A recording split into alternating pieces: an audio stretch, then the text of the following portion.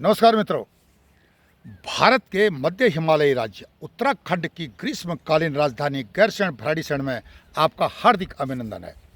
मित्रों, जिस प्रकार से कश्मीर में पुलवामा में 27 जो निर्दोष पर्यटक थे उनकी निर्मम हत्या आतंकवादियों द्वारा की गई, इसकी तो घोर आलोचना हर जगह हो ही रही है और कोई भी मानवाधिकारों की वकालत करने वाला इस घटना की प्रशंसा नहीं करेगा, निंदा ही करेगा।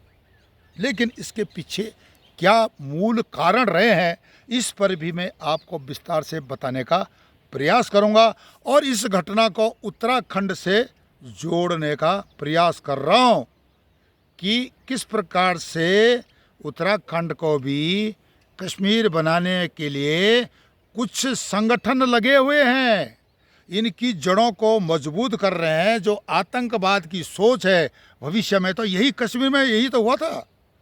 इस पर मैं फोकस करूंगा तमाम दुनिया भर के सनातनियों का और यहाँ तक कि स्थानीय लोगों का और साथ साथ में पूरे उत्तराखंड राज्य के साथ पूरे प्रदेश के पर्यटकों का।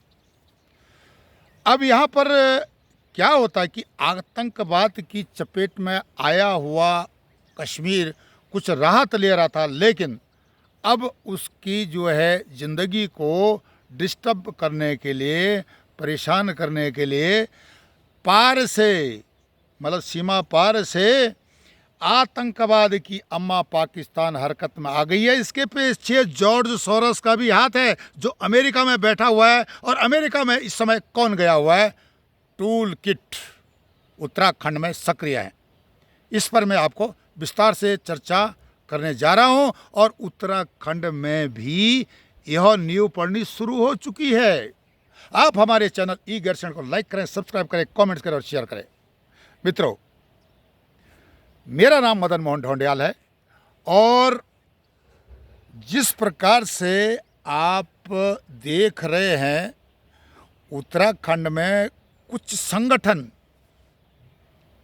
संगठन फिलहाल मैं नाम नहीं लूँगा, मेरे खिलाफ, क्योंकि मैं सच्चाई से अवगत कराता हूँ जनता को, पब्लिक को, सरकार को, प्रशासन को, पुलिस को, तो मेरे खिलाफ आंदोलन की गैरसैंण में एक संगठन सोच रहा है जो कि किसी संस्था के नाम पर, व्यापार संघ के नाम पर राजनीति करते हैं। इनका नाम हमने काला झंडा गैंग रखा हुआ है और ये कह रहे हैं कि ये मेरे खिलाफ, मदन मोहन ढोंडियाल के खिलाफ आंदोलन करेंगे। भाई, मैं तो इतना बड़ा नेता हूँ नहीं, मैं जन सेवक हूँ और जनता को जगाने का काम करता हूँ और इस वीडियो के माध्यम से भी मैं जगा रहा हूँ। मेरी उन लोगों के साथ भी पूरी सहानुभूति है जो कि दूसरे के पैसों को लेकर के टूल किट का काम कर रहे हैं और यहाँ पर आतंकवाद की जड़ें उत्तराखंड में मजबूत कर रहे हैं,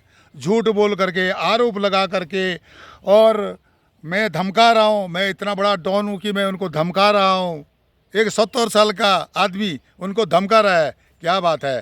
तो अब ये जो है व्यवस्था उत्तराखंड के हर जनमानस के लिए प्रभाव डालेगी। जो ये व्यवस्था बना रहे हैं तथा कथित बुद्धिजीवी, प्रगतिशीलवादी, वामपंथी सोच के इन्होंने हाईजैक कर दिया है उत्तराखंड का जो व्यापार मंडल है। कुछ लोगों ने जगह जगह पर हाईजैक करके बैठे हुए हैं और मेरे ख्याल से उनके जो संगठन को, मैं उनकी बुराई नहीं कर रहा हूं, उनके संगठन को सोचना पड़ेगा कि हमारे संगठन के अंदर कितने इस प्रकार के व्यापारी हैं जो कि तुम्हारे मंच का इस्तेमाल करके और देश हित की बात नहीं करते हैं, देशद्रोह की बात करते हैं, देश यहाँ की डेमोग्राफी को बदली करने के प्रयास कई वर्षों से कर रहे हैं।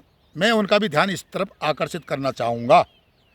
मित्रों, ये यहाँ पर क्या होता है कि जिस प्रकार से राशन कार्ड बने हैं, माना किसी इंडिविजुअल का मैं नाम नहीं लेता हूँ, उसकी वाइफ के नाम पर दुकान चल रही है और वो वहाँ नेता बना बैठा है, दुकान में बैठा हुआ है।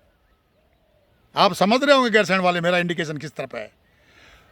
दुकान किसके नाम पर है? उसकी पत्नी के नाम पर है। वो बैठा हुआ है दुकान का डीलर बन करके, और जो राशन का किस प्रकार से गोलमोल हो रहा है दुकानों में, किस प्रकार से पैसा का सर्कुलेशन हो रहा है, किस प्रकार से लोगों को बेवकूफ़ बना करके भराड़ी शरण ले जाया जाता है, काले झंडे दिखा करके बिरजू मयाल जैसे तथा कथित बुद्धिजीवी प्रगतिशीलवादी वामपंथी सोच के महानायक को हीरो बनाने में भी इन लोगों का हाथ रहा है।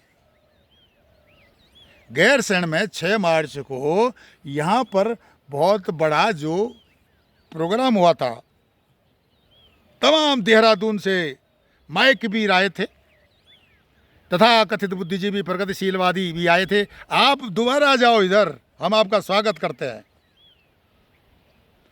यहाँ पर जिस प्रकार से पिछले 2 दशक से डेमोग्राफी को बदली करने का भरसर प्रयास हुआ, खैर उससे पहले उत्तराखंड बनने के तुरंत बाद ही डेमोग्राफी बदली करने के जो प्रयासरत टूल किट थे वो सक्रिय थे। उनके आका कौन थे जनता को पता है, यहाँ की पब्लिक को पता है, उत्तराखंड की पब्लिक को पता है। और गैरसैंण में तो ये क्लोज होने शुरू हो गए, कई जगह से गैरसैंण, थराली, कर्णप्रयाग, गौचर। अब क्या होता है कि गजवा हिंद का पैसा हवाला के माध्यम से इन तक पहुंचा, क्यों ट्रांजैक्शन करोगे तो पता चल जाएगा ऑनलाइन, तो इन तक पहुंचता है। उसके बाद मजमे लगाए जाते हैं, पब्लिक का जो ब्रेन वॉश किया जाता है, सनातन को हानि पहुंचाने के लिए जिहादियों का मजमा लगाया जाता है। यहाँ तक कि बाहर से भगवा पहन करके अंदर से जो है जिहाद की सोच को प्रमोट किया जाता है। आप देख रहे हो ना पुलवामा में क्या हुआ, वहाँ भी कश्मीर में भी ये हालत हुआ है। मैं कश्मीर में रह चुका हूँ, मैं पुराना फौजी हूँ, मैंने वहाँ कई ऑपरेशन किए हैं आतंकवादियों के खिलाफ। वहाँ पर भी जब इतिहास हम सुनते थे वहाँ के जो स्थानीय लोगों से, कश्मीरी जो हिंदू है, कश्मीरी पंडित तो ऐसे जातिवाद फैलाने लेकर दिया, पर लेकिन कश्मीरी हिंदू कोई नहीं बोलता था।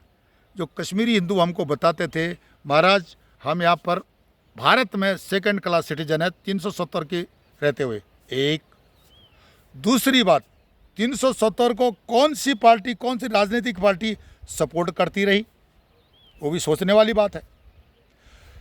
कश्मीर में सैनिकों के हाथ बंधे हुए थे, एक उन पर अंकुश लगाया गया था आतंकवाद को कंट्रोल करने के लिए, आतंकवाद के हाथ खुले थे, इस पर प्रतिबंध लगा, कश्मीर में रौनक आई। लेकिन क्या होता है, पाकिस्तान बौखला गया, आतंकवाद की अम्मा पाकिस्तान बौखला गया। तो ये सारी चीज़ें कश्मीर में हुई। और उससे पहले कश्मीर का इतिहास क्या रहा, वहाँ पर जिहाद आतंकवाद को बसाने के लिए सेकुलर प्रजाति के तथा कथित बुद्धिजीवी प्रगतिशीलवादी जिस तरह के आप गैरसैंण में देख रहे हो, ये लोग सक्रिय थे। संग्रामा में, पुलवामा में फौजी, सीआरपीएफ, बीएसएफ जो भी हैं, उनके मैरिड अकोमोडेशन होते थे, कश्मीरियों के साथ वो रहते थे। और ऐसा एहसास नहीं था कि यहाँ पर ऐसा होगा, पर लेकिन ऐसा हो गया।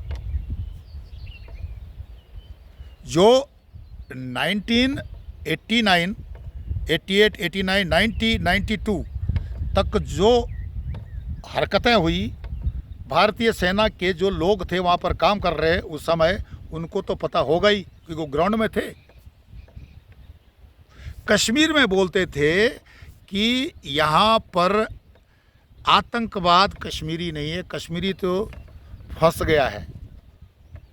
यहाँ के असली आतंकवादी तो यहाँ के कुछ लीडर हैं जो उनका नाम भी लेते थे, और उनको सपोर्ट कौन करता था, जग जाहिर है। तो वही स्थिति यहाँ उत्तराखंड में बन रही है। पहले क्या होता है कि जो आतंक की अम्मा पाकिस्तान सेकुलर प्रजाति के जो कीड़े हैं उनको प्रमोट करती है, उनको पैदा करती है, और उसके बाद उनको फेंकती है। उनको चारा पानी दिया जाता है, उनको पैसा दिया जाता है, हवाला का पैसा दिया जाता है। जॉर्ज सोरस, वामपंथ मिल करके यह साफ करते हैं, मुख्य उद्देश्य है भारत की हस्ती को मिटाना, दुनिया में जैसे इनके देश हैं नंगे भूखे, और जिस प्रकार इनके देशों में महामारियां हैं, आतंकवाद है, मानसिक कुपोषण है, एक शारीरिक कुपोषण होता है, एक मानसिक कुपोषण है, वो पहले करते हैं, उसके बाद सभी काम शुरू हो जाता है आतंकवाद का। तो कश्मीर में भी यही हुआ ना, पहले सेकुलर प्रजाति के लोगों को सक्रिय किया गया। यही काम उत्तराखंड में हो रहा है, गैरसैंण में हो रहा है। यहाँ की डेमोग्राफी बदली करने के लिए यहाँ पकड़ा जाए, अगर डिटेल में जाए, मैंने तो सैल्यूट तिरंगा के माध्यम से कई बार ज्ञापन दिए हैं, मुख्यमंत्री, राष्ट्रपति या जो प्रधानमंत्री हमारे हैं, बशर्ते कि मैं इतना बड़ा आदमी नहीं हूँ कि मेरी बात कोई बहुत बड़ा आदमी इतना समय निकाल पाएगा, पर लेकिन यह सच है, जनता तो सुन सकती है कि यहाँ पर किस प्रकार से जिहाद की जड़ें मजबूत की जाए। हम उसके खिलाफ लड़ाई लड़ रहे हैं, यहाँ की डेमोग्राफी के खिलाफ लड़ाई लड़ रहे हैं। अगर कोई मेरे खिलाफ आंदोलन करता है तो उसका स्वागत है, आरोप लगाता है, लगाने दो, मेरे को कोई फ़र्क नहीं पड़ता, क्योंकि मैं साफ सुथरा हूँ, मैं ठीक हूँ। मैंने जब तक देशद्रोह नहीं किया या देश के खिलाफ काम नहीं किया, समाज के खिलाफ काम नहीं किया, मेरा तुम बुरा नहीं कर सकते। और मेरी सोच है ही नहीं ऐसी, मेरी सोच है राष्ट्रवाद की सोच। तो जहाँ व्यक्तिगत मामला है, हम राष्ट्र के लिए मरते हैं, राष्ट्र के लिए काम किया है और हमें अपने भारत पर गर्व है। अगर तथा कथित बुद्धिजीवी, प्रगतिशीलवादी, वामपंथी सोच के कुछ लोग गैरसैंण में मेरे खिलाफ आंदोलन करते हैं तो पुलिस और प्रशासन को देखना पड़ेगा। उनके लेख जिस प्रकार से सोशल मीडिया में मेरे खिलाफ आए हैं, ये लेख स्पष्ट कर रहे हैं कि ये लोगों को भड़का रहे हैं। अगर मेरे को किसी भी प्रकार का जो हानि होती है, अगर मेरे पर अटैक होता है, कोई मेरे को मारने का प्रयास करता है, तो यही संगठन जवाबदार रहेगा। मैंने इस संगठन का जो लेख है उसको सारे जो पदाधिकारियों को भेज दिया है। और झूठ मूठ का किसी पर आरोप लगाना, अपने लोग किसी के पीछे भेज देना, क्योंकि उनका उद्देश्य पूरा नहीं हो रहा है, उनका संगठन कमज़ोर हुआ है, क्योंकि वे ऐसी चीज़ों को प्रमोट कर रहे थे जो समाज के हित में, राष्ट्र के हित में नहीं है। और आज भी समाज का बहुत बड़ा वर्ग उनका विरोध कर रहा है कि वे गलत काम कर रहे हैं। अगर कुछ, मैं उनको गुंडे बोलूँगा, गुंडे मेरे खिलाफ आते हैं तो भारत का पुलिस और प्रशासन जिंदा है।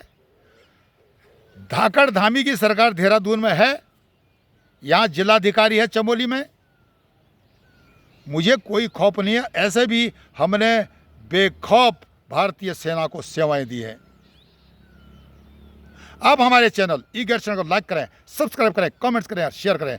तब तक के लिए नमस्कार, धन्यवाद।